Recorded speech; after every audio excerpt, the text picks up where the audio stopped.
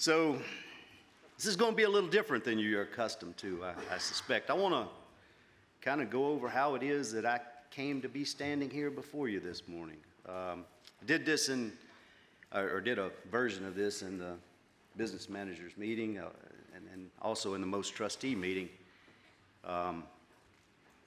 But I think it's important that, well, let me just be frank with you. I'm not able to ignore the elephant in the room. Never been able to. But some time back, I saw a bumper sticker on a beat-up old truck, and it said, "Where am I going, and how did I get in this handbasket?" I kind of know how that feels right through here. So like I said, I've never been good at ignoring the elephant in the room. I think it's a family curse. We're all pretty direct and tend to not suffer in silence. But as we gather here this morning, they're a big top full of elephants. So I thought I'd spend a few minutes addressing them just directly and openly. I realize that not everybody in the room are Boilermaker members. Most of you are, but some are not. But I know that each of you have been following this, and each of you has an interest in our union. So here goes. As some of you might know, I retired in January, the last day of January, and was looking forward to do whatever my wife and I wanted. That went as planned for about 3 weeks. For 3 weeks, I was getting calls. I was busy, don't misunderstand me, and I want to thank each of you who called during that time to wish me well in retirement. I really do. I appreciate all those comments. And one thing, Tim, for those in the Southeast who donated to my retirement gift, they didn't keep records, so I'm not going to be able to give that money back. Sorry about that. Anyway, as to the elephant in the room, the IEC was meeting in Marco. They were meeting ahead of the construction conference this past February. Now remember, I retired in January, so I wasn't at that meeting. But during the course of that meeting, Newton made a statement that he had used Boilermaker funds to pay for some travel to his home in the Ukraine, and that was, according to him, and I quote, "a perfectly legitimate use of Boilermaker money." Well, most of the Executive Council disagreed. Shortly after that meeting, John Fultz, who's, you'll notice, the only one without a jacket. John Fultz, sorry. Yeah, but he's kind of like the boss. He can do that. John Fultz received a 3-ring binder of documents from somebody from his area. If I remember right, it was a little over 200 pages. And in that binder was a detailed listing, not only of the Ukrainian travel that Newton mentioned in the meeting in Florida, but also a number of details for other financial misappropriations. The IEC met, I can't remember, was it phone call or Zoom? It doesn't matter. And John went over and explained the details of the binder he had received. And at that meeting, the IEC agreed that the charges were serious and there was sufficient proof, so much so that they were compelled to act. Now, for those of you who don't know, and it's kind of an inside baseball thing for the Boilermakers, but our internal remedy for a violation of the Constitution are just called Article 17 charges.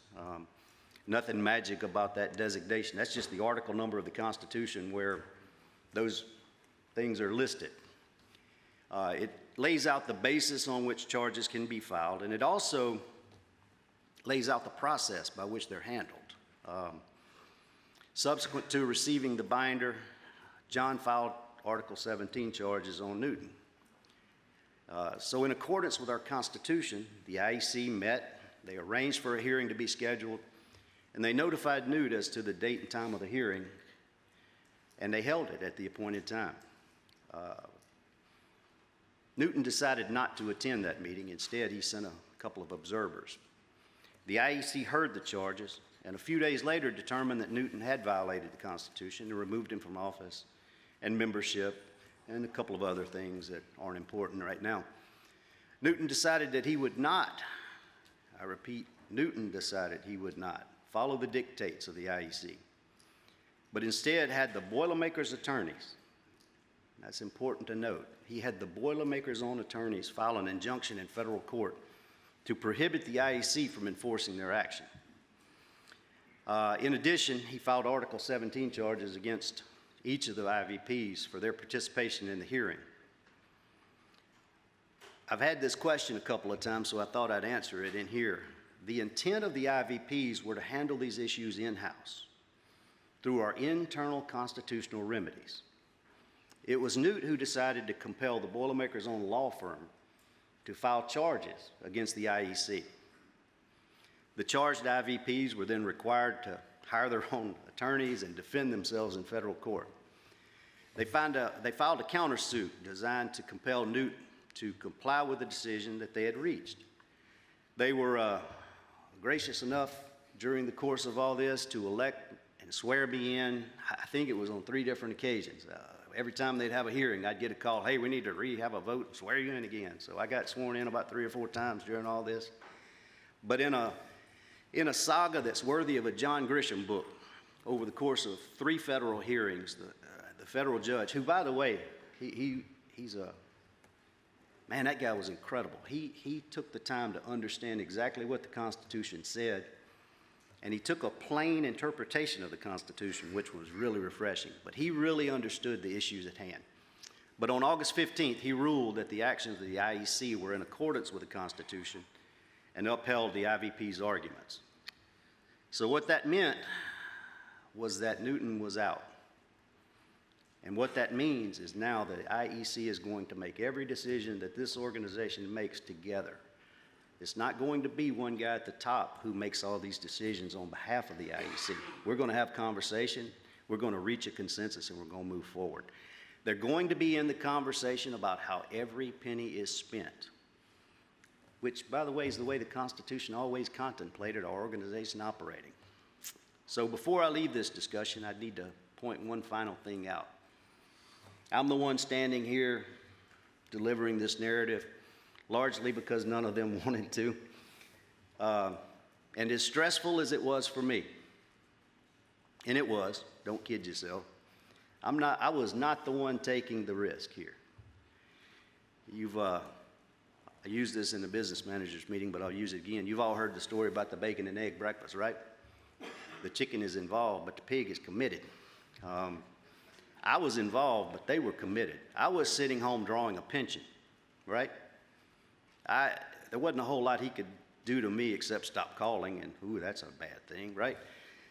He couldn't hurt me. These 4 guys, though, they were at great risk. Anyway, there was no guarantee of the outcome. The president of the Boilermakers had tremendous resources at his disposal, and he used them. I could tell you the story after story of the things that were done, but that's for another day. But let me just say, Tom Baca, John Foltz, Arnie Stadnick, who's not here, and Tim Simmons, they put their careers on the line, their livelihoods, their reputations, again, with no clear line of sight to victory. They were doing something that has never been done in the history of this organization, but they knew it was the right thing to do. They could not ignore the evidence that had been placed before them, and they stood up to make sure the right thing was done. I'm not going to lie, it got rough, but every time it looked like there was no way they could win, they stiffened their spines and kept moving toward the goal to do whatever it took to protect the Boilermakers Union. So that's the story. That's what happened. That's what was in the papers and on social media and everywhere I went for a while. That's how we got here. That's why it is that I'm standing before you. I thought it was important that we be open and honest about that. There were times when it really looked like there was no possibility that this would have a successful outcome for the IVPs. There were people who were ostracized. There were people who took great risk. I'll just tell you, the moment that Bobby Lunsford signed the paper saying that he would act to set the hearing date, he was at risk. The moment Joe Maloney served as a hearing officer, his consulting agreement got canceled. 45 minutes after he left the hearing, his consulting agreement got canceled. There's all kinds of things that happen, story after story, that, like I said, are just crazy. But that's where we were. But here's where we're headed. If you saw my letter, you saw a question that will guide everything we do. And that question is this: is what I'm about to do going to make the working life of a Boilermaker better? If the answer is no, we're not going to spend one Boilermaker dime in that direction. But if the answer is yes, we're going to pursue it with everything within us. Former President C.W. Jones was known for a saying. That saying was this: a union earns its salt by service to its members. Starting today, we're going to remember that at our core, we are a service organization. You see, when we serve our members, we're actually serving everybody in the room. By serving our members with better safety and skills training, by reminding them that they are the elite craft, by helping them remember that the better they perform on the job, the more opportunities will come to all of us. By doing a better job serving our members, we'll be better positioned to serve the contractors we rely on and the owner community we so desperately need. We're going to make people proud to be Boilermaker members once again. There's more to come. Thank you for listening to my rambling on that subject. I wanted to do something that some people think is a little risky. I want to open the floor. We put some mics out. And if there are any questions, I'd be glad to try to clear up any of the issues that may be. Otherwise, I can answer them off to the side if you don't want to put that out for everybody. But here's your chance. Seeing none. I'm very thankful for that, by the way. One more thing. One of the changes you're going to see is that we're going to be more responsive to our membership and our locals. And Mark mentioned this, but one example of that happened just yesterday. While I was still retired, sitting at the house, listening to people call, I received a phone call from Luke Voigt. And I have to admit, that call kind of bothered me. Well, it didn't kind of bother me, it did bother me. We were talking about the fact that his agents had begun to receive phone calls from some of their members who were, well, not in a good mental state. How's that for a polite way to put it? If I remember the call correctly, at least one of them was contemplating suicide. Now, I can tell you without hesitation, that's a phone call I would not know how to handle. I would never know how to respond to that. But anyway, in the course of the call, Luke mentioned that the Canadians had an excellent mental health program that we should consider adopting. And I listened politely. I'm not going to lie to you. I thought, well, it sounds like a great idea, but I'm retired. I don't have any influence over anything like that anymore. I can't help much here. You all know I'm old now, and when I was a kid, we didn't have a lot of, there wasn't a lot of sympathy around my house. I could have gaping wounds, and Daddy'd say, rub a little dirt on it, you'll be fine. And but the new generation's not that way. They want to be heard. They need to be heard. And if we're going to be relevant going forward, we're going to have to learn to adapt to how things are in this day and time. So yesterday, the most trustees, and I want to say thank you to all of them, have agreed to adopt a mental health training program. Now, let me be clear. We're not going to ask our business managers and agents to be counselors. But we do want them to be equipped that when they get that call, they know how to help members and get them to the help that they need. I'm firmly convinced that if we save one person from doing something irreversible, then it was worth whatever money we spend on that program. We look forward to that program being implemented. And I want to take this opportunity to thank the most trustees for their immediate support of this initiative and even offering their own programs to help with this. Let's give the most trustees a round of applause.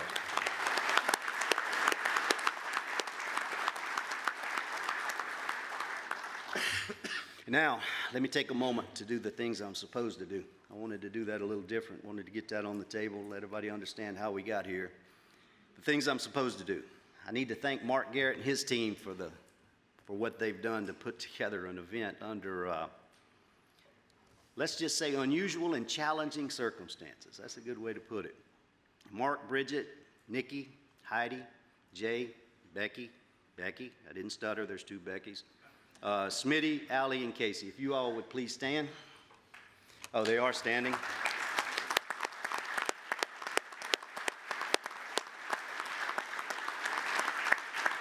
Thank you, guys. It was tough. We didn't have a lot of time to make a lot of decisions, but we got there. So, and secondly, let me thank the headquarters staff. They've been through an incredibly trying time. But through all of that, they've stayed focused on making the organization move forward and providing enhanced service to our members. For those of headquarters staff that are here, thank you. And please pass along to the folks back in Missouri. And the Executive Council, thanks for all you've done and all you're going to continue to do. Let's give them a round of applause as well.